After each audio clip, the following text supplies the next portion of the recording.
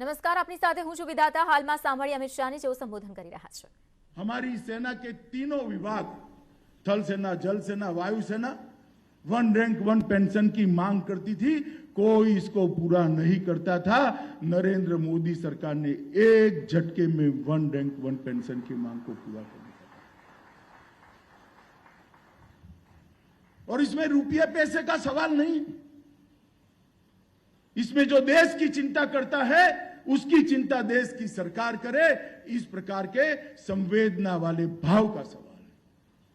तनख्वाहें नहीं होती। अपने जीवन के सबसे अच्छे साल देश की सीमाओं पर -43 डिग्री टेम्परेचर से लेकर 43 डिग्री टेम्परेचर पर जो निकालते हैं, जो दरिया में रहते हैं, जो हवाओं में रहते हैं, उनके परिवारों को मालूम पड़ना चाहिए कि हमारा घर का बेटा, हमारा मेरे घर का पति और बाप अगर देश के लिए करता है तो देश भी इसकी चिंता करता है। और ये भाव को मूर्त स्वरूप देने का काम नरेंद्र भाई ने किया था। मित्रों, आज अंडमान निकोबार द्वीप समूह जब आने वाले दिनों में हम चाहते हैं कि सभी देशभक्तों का ये तीर्थ स्थान बने, दुनिया भर से, देश भर से लोग यहां पर आए, टूरिस्ट बनकर आए, आजादी की ये लड़ाई की जानकारी जान लेने के जिज्ञासु बनकर आए और यहां से प्रेरणा लेकर देश के लिए जीने का संकल्प लेकर जाए। तब यहां पर विकास और इंफ्रास्ट्रक्चर होना बहुत जरूरी है। अभी आपने लंबा लिस्ट देखा, जोशी जी और भी मुझे समझा रहे थे बहुत सारा, मगर एक बात मुझे कहना है कि एडमिरल जोशी के आने के बाद जो योजनाएं वो शुरू होती है वो समय पर पूरी होने की शुरुआत हो गई है। और मुझे भरोसा है कि सारी योजनाएं समय पर पूरी होगी और अंडमान का विकास सुनिश्चित होने वाला है। आज यहां पर 14 परियोजनाओं का उद्घाटन हुआ है। उसका कुल मूल्य 299 करोड़ है और 12 परियोजनाओं का शिलान्यास हुआ है, उसका मूल्य 643 करोड़ है। अंडमान द्वीप के छोटे से क्षेत्र के अंदर 943 करोड़, लगभग 1000 करोड़ के विकास के काम का आज मोदी सरकार शुरुआत कर रही है। या तो वो काम समाप्त हुए या तो इसके, और ये जो आज एक ब्रिज का लोकार्पण हुआ, वो ब्रिज को भी हमने आजाद हिंद फौज ब्रिज नाम देने का निर्णय किया है मोदी जी ने। और मुझे आनंद है कि ब्रिज पर से गुजरने वाला हर व्यक्ति नेताजी के 35 किलोमीटर के प्रवास, 35,000 किलोमीटर के प्रवास का, उनके साहस का, उनके पराक्रम को हमेशा श्रद्धांजलि देता हुआ एक छोर से दूसरे छोर पर जाएगा। आज बहुत बड़ा काम हुआ है। इसी प्रकार से ढेर सारे काम हुए। मैं कामों को रिपीट करना नहीं चाहता, आपने देखा है, मगर मैं इतना जरूर कहना चाहता हूं कि जल आपूर्ति और स्वच्छता के लिए जो काम हुआ है और स्वास्थ्य के लिए काम हुआ है, एक महीने में यहां पर, क्योंकि ये तीनों स्वास्थ्य से जुड़ी हुई चीजें हैं। अच्छा जल, शुद्ध जल भी स्वास्थ्य के लिए बहुत महत्वपूर्ण है, स्वच्छता भी स्वास्थ्य के लिए बहुत महत्वपूर्ण है और स्वास्थ्य को संभालना भी, इसकी जांच होना भी बहुत महत्वपूर्ण है। यहां पर हृदय रोग के सारे दर्दियों के लिए किया है, एक नई सुविधा करी है, एंजियोप्लास्टी भी यहां पर हो पाएगी, पेसमेकर भी रखा जा सकेगा। इसके साथ साथ यहां पर आयुष का अस्पताल भी बना है और 49 वेलनेस सेंटर कम हेल्थ सेंटर बना है। 49 वेलनेस सेंटर। सरकार में जो चीज जरूरी होती है वो ही बनती है, मगर आज 49 का आंकड़ा देखकर कल रात को मैं पढ़ रहा था और अभी उद्घाटन कर रहा था, मुझे विचार आया कि कितने सालों तक, 75 साल तक ये जरूरियात को पूरा नहीं किया गया था।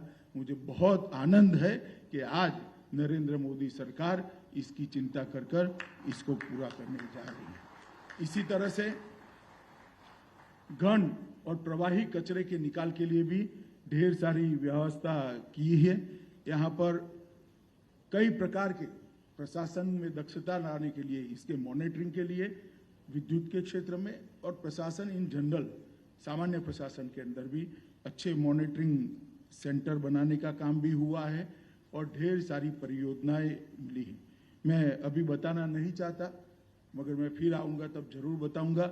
मैं आज एक एरियल सर्वे कर भी आया हूँ, मन में कुछ संकल्प लिए हैं और इसका एडमिनिस्ट्रेटिव रूप समाप्त होने के बाद जरूर घोषणा करेंगे।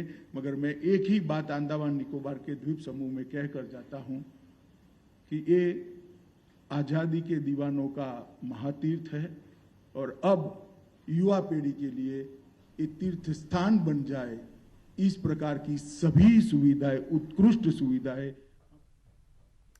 આગળ વાત કરીએ પેથાપુર ગૌશાળામાં બાળકને ત્યજવા મામલે ત્યજાયેલો બાળક અને સચિન દીક્ષિતનો ડીએનએ ટેસ્ટ જે છે તે કરવામાં આવ્યો, મેચ થયો છે। સચિન દીક્ષિત જ બાળકનો પિતા હોવાનું સાબિત થઈ ચૂક્યું છે। ડીએનએ માટે બાળકના દાંતના સેમ્પલ લેવામાં આવ્યા હતા। સચિન દીક્ષિતના બ્લડ સેમ્પલ લેવામાં આવ્યા હતા। ગાંધીનગર એફએસએલે પોલીસને રિપોર્ટ સોંપ્યો છે, તો પોલીસે ડીએનએ રિપોર્ટના આધારે વધુ તપાસ હાથ ધરી છે। આ અંગે વધુ માહિતી સાથે જોડાઈ ગયા છે સંવાદદાતા ગીતા મહેતા। ગીતા, જે પ્રકારે જે ટેસ્ટ કરાવવામાં આવ્યો હતો તેમાં સાબિત જે છે સાબિતી તે પુરવાર થઈ છે અને સચિન દીક્ષિતનો ડીએનએ ટેસ્ટ મેચ થઈ રહ્યું છે। હવે આગળની કાર્યવાહી કેવી રહેશે? ઈનાની હત્યા કેસમાં હાલ વડોદરા પોલીસ તપાસ કરી રહી છે અને વડોદરા પોલીસે જ મહેંદીનું ડીએનએ સેમ્પલ અને સચિન દીક્ષિતનું ડીએનએ સેમ્પલ ગાંધીનગર એફએસએલને મોકલ્યું હતું। એફએસએલમાં ડીએનએ મેચ કરવાની જે પ્રક્રિયા છે પોલીસ નોર્મલ પ્રક્રિયા છે। નો ડાઉટ સચિન દીક્ષિતે પોતે સ્વીકારેલું જ હતું કે આ તેનું બાળક છે, પરંતુ જ્યારે માતા મરી ગઈ છે અને પિતાએ જ બાળકને ત્યજી દીધો છે અને બાળકના આખા સમગ્ર ભવિષ્યનો સવાલ છે, ત્યારે પોલીસની એક પ્રાથમિક તપાસનો એક ભાગ છે કે બાળક સાથે પિતાનું ડીએનએ મેચ કરવામાં આવે। કારણ કે ઈના પેચાણીના અગાઉ પણ એકવાર લગ્ન થઈ ચૂક્યા છે, સાથે સાથે સચિન દીક્ષિત પણ પોતે ઓલરેડી અગાઉ એટલે કાલ પરિણીત છે અને આ તેનું એક એક્સટર્નલ અફેર હતું। એટલે આવા કિસ્સાઓમાં બાળકનું શું, બાળકના ભવિષ્યનું શું, તે મામલે ડીએનએ મેચ કરવાનું જરૂરી હતું, કારણ કે ડીએનએ પરથી જ સાબિત થાય છે કે ખરેખર બાળકનો અસલી પિતા કોણ છે। એટલે બાળકના અસલી પિતા નક્કી કરવા માટે આ ડીએનએ મેચ કરવામાં આવ્યું છે। ફાઇનલી સચિન દીક્ષિત જ તેનો પિતા છે તે સાબિત થઈ ચૂક્યું છે। એટલે આ એક પ્રાથમિક તપાસનો ભાગ હતો। એટલે આના લીધે કોઈ વધુ તપાસ થવાની કોઈ સંભાવના નથી, પરંતુ આ બાળકના ભવિષ્યને લઈને કે આ જ તેનો પિતા છે તે સાબિત થઈ ચૂક્યું છે। એટલે બાળકના ભવિષ્યને લઈને આ રિપોર્ટ જરૂરી હતો। આના પર હવે વધુ તપાસની સંભાવનાઓ નથી કે આ એક કોઈ વધુ તપાસની કડી પણ ન કહી શકાય, પરંતુ આ એક નિશ્ચિત થઈ ગયું છે હવે કે જે બાળક છે શિવાંગ, તેનો જે ઓરિજિનલ પિતા છે તે સચિન દીક્ષિત જ છે। જી ગીતા, આભાર માહિતી બદલ।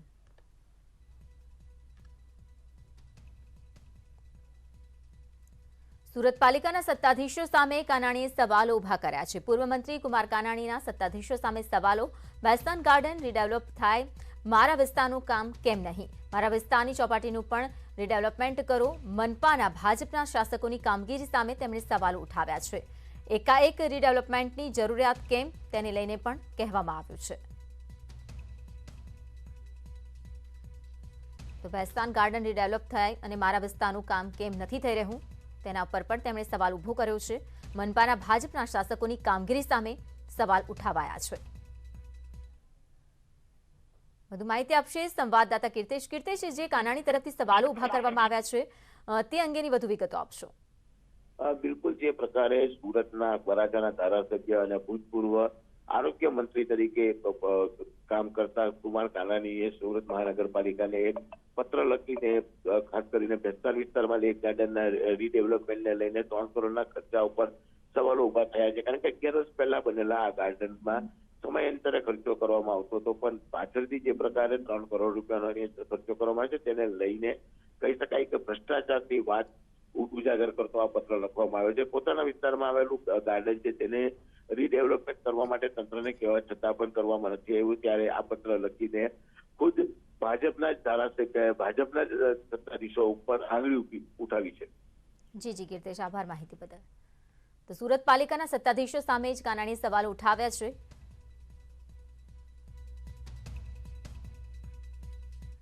અમિત શાહના સહકાર મંત્રાલય સાથે જોડાયેલી સૌથી મોટી ખબર. સહકાર મંત્રાલયમાં પણ ચાલશે ગુજરાત મોડેલ. સહકાર મંત્રાલયના સેક્રેટરી દેવેન્દ્ર કુમારસિંહ ગુજરાતના પ્રવાસી છે, ત્યારે ગુજરાતની સૌથી મોટી સહકારી સંસ્થા સાથે દેવેન્દ્ર કુમારની મહત્વપૂર્ણ બેઠક પણ યોજવામાં આવી. જીએસસી બેંકના ડિરેક્ટર્સ હાજર રહ્યા હતા, તો દિલીપ સંઘાણી, અજય પટેલ, બિપિન ગોતા બેઠકમાં હાજર રહ્યા. હિતેશ બારોટ, બાબુ જમના પટેલ, જેઠા ભરવાડ સહિતના આગેવાનો પણ ઉપસ્થિત રહ્યા. જીએસસી બેંકના સફળ મોડેલને દેશમાં કેવી રીતે લાગુ કરી શકાય તેના પર ચર્ચા કરવામાં આવી રહી છે.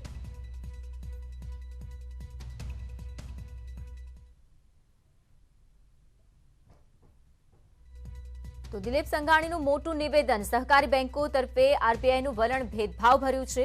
આરબીઆઈ અન્ય બેંકોની જેમ સહકારી બેંકો સાથે વ્યવહાર કરે.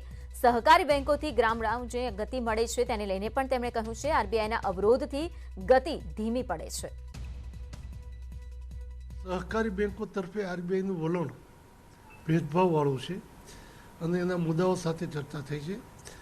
અમે ઈચ્છીએ છીએ કે આરબીઆઈ વિદેશી બેંક હોય, રાષ્ટ્રીયકૃત બેંક હોય કે પ્રાઇવેટ બેંક હોય, એની સાથે જે રીતે વ્યવહાર કરે છે એવી જ રીતે એ જ નિયમોથી સહકારી બેંકો સાથે વ્યવહાર કરવો જોઈએ, જેથી કરીને સહકારી બેંક દ્વારા ગ્રામ્ય જનતા અને શહેરી જનતાને જે રીતે નાના વેપારીઓને, ખેડૂતોને સુવિધાઓ આપે છે એમાં બાધ ના આવે, એની સમૃદ્ધિ તરફ જવાની ગતિ ધીમી ન પડે, એની કાળજી આરબીઆઈએ લેવી જોઈએ. ધોરાજી એપીએમસીની 28મી ઓક્ટોબરે સામાન્ય ચૂંટણી રાખવામાં આવી છે. એપીએમસીમાં કુલ 14 બેઠકો માટેની ચૂંટણી યોજાશે. ખેડૂત વિભાગની 10 અને વેપારી વિભાગની 4 બેઠકો માટેની ચૂંટણી યોજાશે. તો ગત વર્ષે 15 બેઠકો માટેની ચૂંટણી યોજવામાં આવી હતી. યાર્ડની ભૂલને હિસાબની રૂપાંતરિત બેઠક રદ થતાં હવે 14 બેઠકોની ચૂંટણી યોજાશે. તારીખ 16થી ઉમેદવારી ફોર્મ ભરવાની પણ પ્રક્રિયાનો પ્રારંભ થશે. તારીખ 17મી ઓક્ટોબરે ઉમેદવારી ફોર્મની ચકાસણી કરાશે. ભાજપે 14 ઉમેદવારોની યાદી જાહેર કરી. જેતપુર ધારાસભ્ય અને સહકારી ક્ષેત્રના આગેવાન જયેશ રાદડિયા પણ હાજર રહ્યા હતા.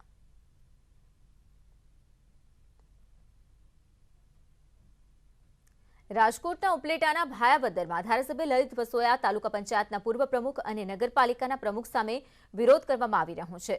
અનુસૂચિત સમાજ દ્વારા વિરોધ પ્રદર્શિત કરવામાં આવ્યો છે. તો ભાયાવદરમાં રોગચાળો વકરી રહ્યો છે, ત્યારે નગરપાલિકાના પ્રમુખ અને ધારાસભ્યને અનેક વખતની રજૂઆતો કરવામાં આવી, તેમ છતાં કોઈ કાર્યવાહી ન થતા લોકોનો રોષ આસમાને પહોંચ્યો.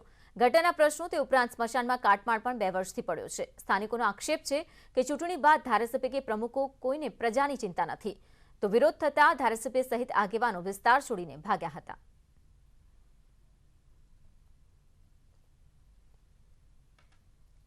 સુરતના મોતા ગામે બેંકમાં થયેલી 10 લાખની લૂંટને 4 દિવસ થઈ ગયા હોવા છતાં હજુ લૂંટારો પોલીસ સકંજામાંથી દૂર છે.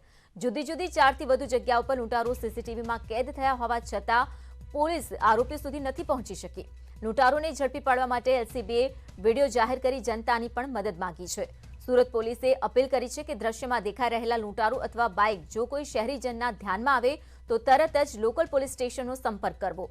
પ્રશ્ન એ પણ ઉદ્ભવી રહ્યો છે કે આટલું મોટું પોલીસ તંત્ર હોવા છતાં આવા અસામાજિક તત્વો કેવી રીતે પોલીસ પકડથી દૂર રહી શકે.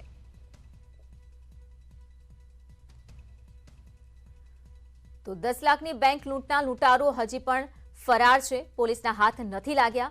પોલીસ સતત મથામણ કરી રહી છે, પરંતુ આરોપીઓ સુધી પોલીસ નથી પહોંચી શકી અને આખરે પોલીસે પણ જનતાની મદદ માંગી છે. અપીલ કરી છે કે સીસીટીવી ફૂટેજમાં જે આરોપીઓ દેખાઈ રહ્યા છે, જે બાઇક દેખાઈ રહ્યું છે, તે સામાન્ય જનતા છે, જો તેની ધ્યાનમાં આવે તો તરત જ પોલીસ સ્ટેશનનો સંપર્ક કરવો. પરંતુ અહીં સવાલ એ છે કે પોલીસ તંત્ર આટલું મોટું હોવા છતાં પણ બિંદાસ કેમ ફરી રહ્યા છે આરોપીઓ.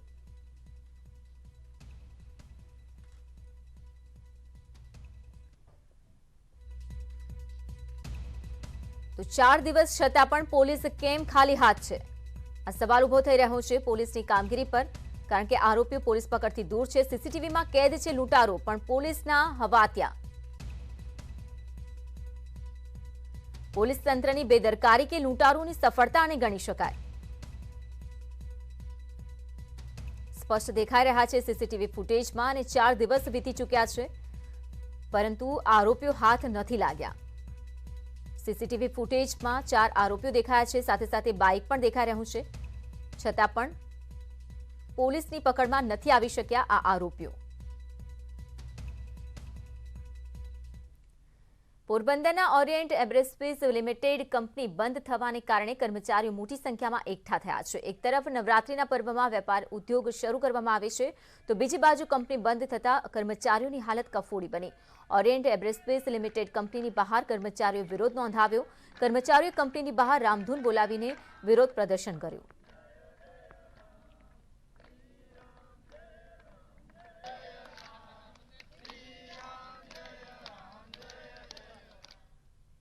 અમદાવાદ સ્થિત વાડજમાં ગોકુળવેલા હોટેલમાં તોડફોડ થયાના દ્રશ્યો સામે આવ્યા છે. હોટેલમાં આઈડી વગર રૂમ લેવા બાબતે તોડફોડ કરવામાં આવી. જીતનાઈ નામના યુવકે આઈડી વગર રૂમની માંગ કરી હતી, ત્યારે માલિકે રૂમ ન આપતા તોડફોડ કરી. જ્યારે તોડફોડની સમગ્ર ઘટના મોબાઈલમાં કેદ થઈ છે. જીતનાઈ વિરુદ્ધ પોલીસે ફરિયાદ દાખલ કરીને વધુ તપાસ શરૂ કરી છે. જીતનાઈથી સ્થાનિક લોકો પણ પરેશાન છે.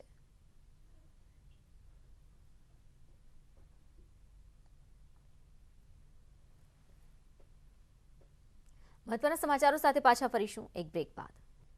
તહેવારો બાદ કોરોના સંક્રમણ બેકાબુ બનતો જઈ રહ્યો છે. ખાસ કરીને સુરતમાં વિદ્યાર્થીઓ પર જાણે કે કોરોનાએ તરાપ મારી. ન્યૂ સિટી લાઇટનું ખાનગી ક્લાસીસ જ્યાં છેલ્લા 5 દિવસમાં 7 વિદ્યાર્થીઓ કોરોના સંક્રમિત થતા ખળભળાટ મચી ગયો છે. ન્યૂ સિટી લાઇટનું ખાનગી ક્લાસીસ બંધ કરવામાં આવ્યું છે, જ્યારે કે અન્ય 125 વિદ્યાર્થીઓની તપાસ કરવા માટેની સૂચનાઓ પણ આપવામાં આવી. આરોગ્ય તંત્રે ક્લાસીસ 14 દિવસ માટે બંધ કરાવ્યું છે.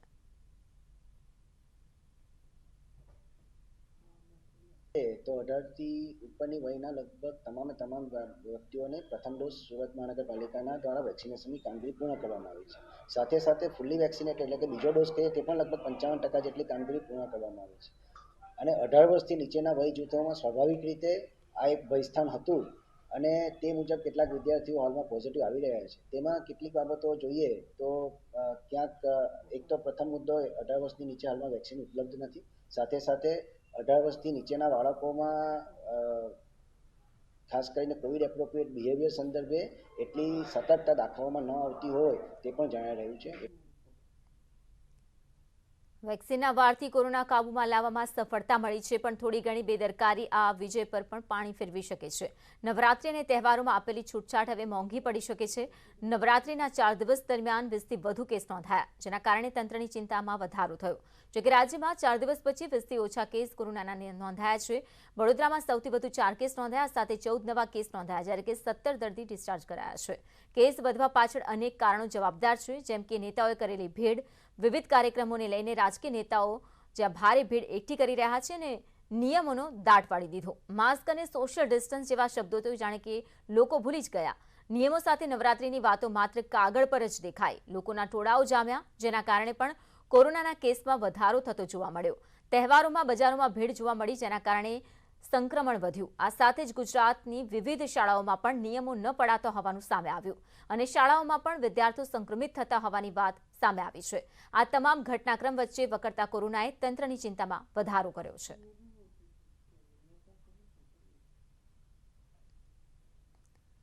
સુરત સિવિલ હોસ્પિટલમાં સ્લેબ પડ્યો છે, તો ફ્લૂ ઓપીડીમાં સ્લેબ પડતા એક મહિલાને ઈજા પહોંચી છે. સ્લેબ પડવાથી એક મહિલા સર્વન્ટને ઈજા પહોંચી છે. સુરત સિવિલ હોસ્પિટલની આ ઘટના છે, જ્યાં સ્લેબ પડ્યો હતો. ફ્લૂ ઓપીડી વિભાગમાં સ્લેબ પડતા એક મહિલા ઈજાગ્રસ્ત થઈ છે.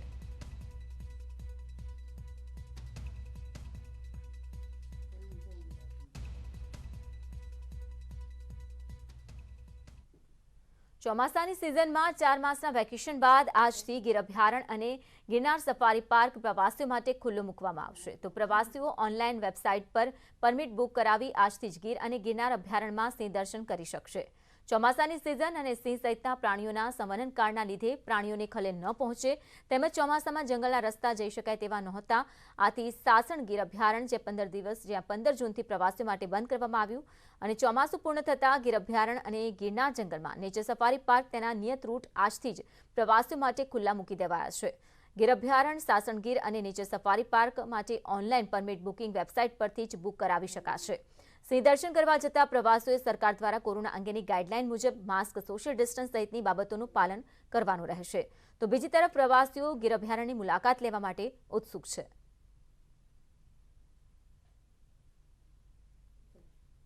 सारे स्लॉट फुल हैं, तो इसको देख करके लगता है कि टूरिस्ट काफ़ी इसमें इंटरेस्ट दिखा रहे हैं और आ रहे हैं, और लोगों को काफ़ी वाइल्ड के नज़दीक मतलब जाना है, वाइल्ड में जाना है, नेचर को फील करना है और एक एंजॉय करना है। दूसरा, जैसे हम बात कर रहे हैं जैसे बुकिंग की हमारे यहाँ पे कैसे होता है, किस तरह से टूरिस्ट आएगा तो क्या मिलेगा, या किस तरह से काफ़ी सारे सवाल भी विजिटर के आते होंगे, तो वो हमारी जो वेबसाइट है girline.gujarat.gov.in पे जाएं, वहाँ पे सारी की सारी डिटेल दी हुई है। बुकिंग स्लॉट्स क्या है, जैसे मैं बुकिंग की बात करूँ तो सारी की सारी बुकिंग 100% ऑनलाइन है। उस पर जा कर के जो स्लॉट उनको चाहिए होता है, हमारा 3 स्लॉट है। सुबह जैसे देखेंगे 6:45 से लेकर 9:45 का है, देन 8:30 से 11:30 का है, देन इवनिंग में 3 से 6 का स्लॉट है। तो उनको जो अच्छा लगता है, जिसमें जाना है, उसी के अकॉर्डिंग वो बुकिंग कर सकते हैं। ये हुआ बुकिंग का बात। बुकिंग करने के बाद जब टूरिस्ट यहाँ पे आएगा विजिटर के रूप में, तो यहाँ पे आने पे उसको एक जिप्सी और एक गाइड प्रोवाइड किया जाता है। जो गाइड है हमारे काफ़ी अच्छे ट्रेंड है, लोकल पर्सन्स हैं और ये इस एरिया के बारे में काफ़ी कुछ जानते हैं, जो कि अंदर जाएंगे टूरिस्ट को उस एंगल से बताएंगे, सेंसिटाइज करेंगे, और एक अवेयरनेस का भी बहुत बड़ा पार्ट है, तो उसका भी एक हमारा पूर्ति होता है। ये वाला बात हुआ कि जैसे यहाँ पे आया गया, फिर आप जिप्सी मिलेगी, जिप्सी में जाओगे। तो हम अभी रिसेंटली क्या हुआ है कि गवर्नमेंट का जैसे एज पर गवर्नमेंट गाइडलाइंस है कि प्लास्टिक है वो अंदर नहीं लेके जाए, लोग उसको रिड्यूस करें। उसको करने के लिए सारा वाटर बॉटल्स है वो प्लास्टिक का हम नहीं प्रोवाइड करवाते हैं यहाँ से, और वो अंदर ले जाने भी नहीं देते हैं। उसके लिए हमारे गिर वेलफेयर फंड है, उससे हम वाटर बॉटल देते हैं टूरिस्ट को। एक वाटर बॉटल का 10 रुपीज़ चार्ज है और रीयूजेबल है, वापस ला के जमा करनी होती है। और आपका સફળતાની કોઈ કહાની એક દિવસમાં નથી બનતી, પરંતુ ઈમાનદારી, ધગશ અને સાચો સંઘર્ષ હોય તો સફળતાની કહાની એક દિવસ પૂરી જરૂર થાય છે। દેશમાં શ્વેત ક્રાંતિ એટલે કે દૂધ ક્રાંતિ લાવનારા અમૂલની સફર ગુજરાતના ફક્ત 2 ગામડાથી શરૂ થઈ હતી। 75 વર્ષનું થઈ ગયેલું અમૂલ પણ સમગ્ર દેશ સાથે આઝાદીના અમૃત મહોત્સવની ખુશી મનાવી રહ્યું છે। આવો તમને મળાવીએ અમૂલના સફળતાના સોનેરી ઇતિહાસ સાથે।